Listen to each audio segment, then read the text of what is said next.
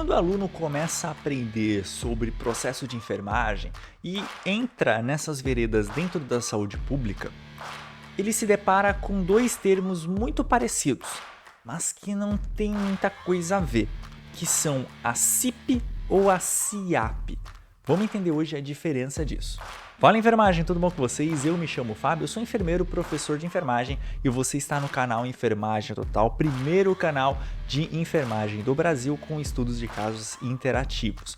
Hoje não é um vídeo de estudos de caso interativo, semana que vem a gente tem mais um vídeo aí para vocês interativo, mas hoje eu quero falar para vocês, numa aula, abre aspas, normal aqui do YouTube, sobre a diferença entre a CIP e a CIAP. Há um tempo atrás eu lancei um vídeo aqui no canal sobre CIP, explicando para vocês o que é a CIP e como você utilizar a CIP, dá uma olhadinha aqui no vídeo, Quando eu terminar isso daqui, assiste lá esse vídeo que tá muito bacana, tá bem explicativo. E eu li alguns comentários falando, é uma prima da CIAP. Você pode falar sobre, ou você poderia falar sobre a diferença da CIP e a CIAP, porque elas são muito parecidas e eu não consigo usá-las. Eu não vejo tanta semelhança entre a CIP e a CIAP, na verdade, e eu vou explicar para vocês agora o meu ponto, porque eu não acho que seja.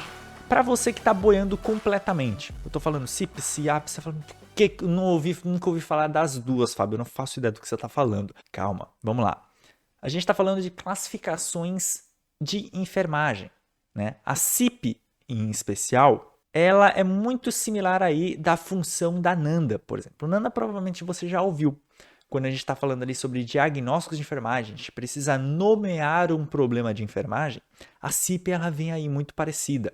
Ela é uma classificação, um sistema de linguagem padronizada de enfermagem que auxilia com que nós nomeamos problemas de enfermagem. Então, por exemplo, uma dor aguda pode ser chamada de dor aguda tanto na nomenclatura NANDA quanto na nomenclatura CIP. Então, é correto, caso aí no seu hospital utilize CIP, que você utilize essas palavras, dor aguda, e todos irão entender sobre o que você está falando, para que não ocorra de dois profissionais falarem a mesma coisa com palavras diferentes, e aí eles acharem que é coisa diferente. E a CIP ela não funciona só para diagnósticos de enfermagem, ela também trabalha ali com nomeação de problemas de enfermagem, diagnósticos, intervenções de enfermagem, ou seja, ações de enfermagem, e também de resultados de enfermagem, onde a gente quer chegar às metas. Que é exatamente essa explicação que eu dei, que eu trago aqui nesse slide para vocês. A CIP, chamada aí de Classificação Internacional para a Prática de Enfermagem, ela tem como objetivo determinar e nomear os problemas de enfermagem, os resultados e as intervenções de enfermagem. E como que ela faz isso? Ela faz isso através de conceitos pré-coordenados ou conceitos primitivos. Tá, Fabio? Agora você falou difícil. Conceito pré-coordenado e conceito primitivo. Se você der uma olhadinha naquele vídeo que eu já linkei aqui, lá tá super bem melhor explicado, mas aqui eu vou dar uma análise bem geral. Um conceito pré-coordenado é parecido com o que a gente já tem na NANDA. A gente tem um enunciado pronto, Perfusão tissular prejudicada. É um nome já pronto, onde você apenas tem que escrevê-lo.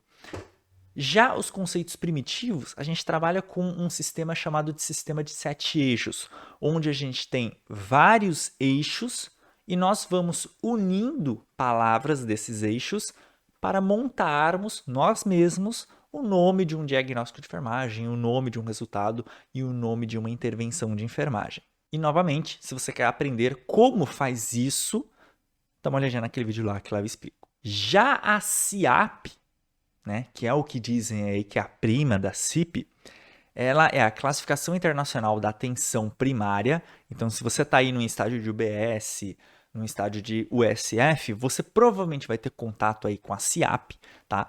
Mas ela não tem como objetivo nomear problemas de enfermagem. Ela tem como objetivo classificar os motivos da consulta, frisem bem isso, porque a CIAP ela trabalha com motivo de consulta, não com problema, tá? Ela classifica os motivos de consulta e as intervenções acordadas segundo o sistema SOAP, tá? Aí agora eu já estou falando de outro nome complexo. Você fala, porra, Fábio, você está falando de outra sigla aí já agora, tá? Mas vamos lá. O que é o sistema SOAP? Nada mais é do que abre aspas, processo de enfermagem, histórico de enfermagem, diagnóstico, planejamento, intervenção e avaliação, aplicado a um contexto mais rápido ou a um contexto de saúde coletiva, de saúde primária. Eu, inclusive, recomendo muito e eu utilizei minha vida inteira, sempre que eu trabalhei em UBS, utilizei sempre o método SWAP, onde você pega uma folha em branco, aquela folha, abre aspas, de evolução médica, que a gente sabe que também serve para evolução de enfermagem de outros profissionais, e nós nomeamos 4 títulos, que é o que a gente achou de subjetivo no paciente, o que nós achamos de informações objetivas, ou seja, o exame físico, qual a nossa avaliação sobre isso, ou seja, o julgamento clínico, e qual é o plano, o que nós vamos fazer em relação a essa avaliação que foi feita. E ao contrário da CIP, que já é uma classificação, a CIAP ela entra aí como um sistema de conversão, ou seja, ela se conversa com o CID-10, né? Pô, nome conhecido aí pra gente. Sim, que é a Classificação Internacional de Doenças, né? Então, cada doença tem um número, tem um CID-10. Então, a CIAP ela conversa aqui com o CID-10, porque o CID-10 nomeia doenças e a CIAP ela nomeia motivos de consulta, o motivo pelo qual a pessoa está ali na sua frente. E a CIAP ela é separada aí pra gente em capítulos de A a Z e componentes, né, que são 7 componentes, os quais eu trouxe aqui para vocês no próximo slide, né? Os capítulos são problemas gerais, problemas de sangue, do aparelho digestivo, olhos, ouvidos, aparelho circulatório, músculo esquelético, tudo isso daqui, né? Isso daqui são todos capítulos desse livro. E aí você tem, dentro de cada capítulo, você tem, por exemplo, o componente queixas e sintomas. Então, nomes de queixas e sintomas, por exemplo, de problemas de ouvido. Aí você vai para o componente 2, dentro do próprio capítulo de ouvidos, você vai ter os procedimentos diagnósticos, ou seja, nomes de procedimentos diagnósticos relacionados aos ouvidos, né? Uma otoscopia, por exemplo, provavelmente vai estar lá, né? Dentro desse componente. Então, você vai achar várias informações para nomear dentro da saúde coletiva motivos de consulta, tá? É muito importante que você frise aí isso. E lembra que eu falei para vocês aí anteriormente que o método SWAP, ele é parecido ali com o processo de enfermagem, né? É que o processo de enfermagem, não quero usar o processo de enfermagem no contexto de saúde coletiva, eu utilizo o método SWAP. Mas e se eu mesmo assim quiser utilizar o processo de enfermagem? Fábio, eu já conheço o processo de enfermagem. Fábio, eu já sei quais são as 5 etapas do processo de enfermagem. Eu domino isso. Agora eu vou ter que aprender esse método SWAP só para aplicar no meu estágio de saúde coletiva? Calma, não é assim.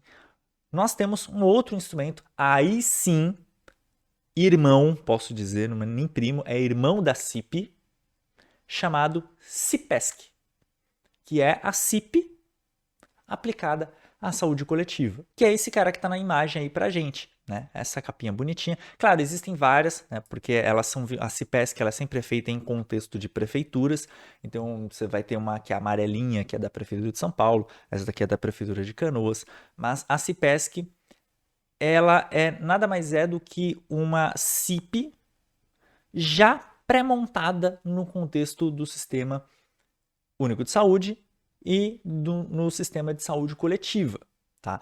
Então, Fábio, eu quero utilizar o sistema processo de enfermagem, 5 etapas bonitinho do jeito que a gente conhece, dentro da UBS. Então, você vai utilizar como sistema de linguagem padronizada para que todo mundo escreva as mesmas palavras, o mesmo diagnóstico, né? As mesmas palavras diagnósticas, você vai utilizar aqui a Classificação Internacional de Práticas de Enfermagem em Saúde Coletiva, a CIPESC. E só para a gente finalizar, aqui do ladinho você tem a referência bibliográfica e você tem ali os códigos QR, lá na outra ponta, os códigos QR, se você apontar o seu celular e você vai fazer o download, tanto da CIPESC para você utilizar no seu estágio aí de saúde coletiva, ou se você trabalha em UBS, e também da CIAP. E aí dá uma olhadinha lá, né? A CIPESC ela não tem capítulos na frente, tá? Ela vai direto ao ponto, mas a CIAP ela tem alguns capítulos bem interessantes no início, que te ensinam a utilizar essa classificação, que falam sobre o histórico, eu recomendo muito a leitura, para que você entenda aí melhor a diferença entre as duas e qual a aplicabilidade disso na sua prática. Sendo que você pode muito bem associar as duas, né? A utilização das duas, uma relacionada aí ao motivo da consulta, quando você quer utilizar um método swap um pouco mais rápido, e a CPESC, quando você está falando aí de às vezes, da sua consulta de enfermagem, né? Aplicada aí, baseada nas 5 etapas do processo de enfermagem. É uma ótima escolha você associar aí as duas. Certo, pessoal? Espero que vocês tenham gostado desse vídeo, eu espero que ele tenha sido esclarecedor e que eu tenha, talvez, tirado a sua dúvida. Não sei se era só a sua dúvida ou se você entrou nesse vídeo apenas por curiosidade, mas eu espero que você tenha saído daqui agora sem tantas dúvidas. Caso sobrou alguma dúvida, deixa para mim nos comentários que eu vou ter todo o prazer de responder ou trazer mais algum outro vídeo aqui respondendo e debatendo, trazendo uma análise um pouco mais aprofundada sobre essa sua questão. Se você chegou até aqui, por favor, clica no botão gostei aqui embaixo, se inscreve no canal para você não perder nenhum vídeo, né? Inclusive os nossos estudos de casos interativos, semana que vem tem mais. Te vejo então no nosso próximo vídeo.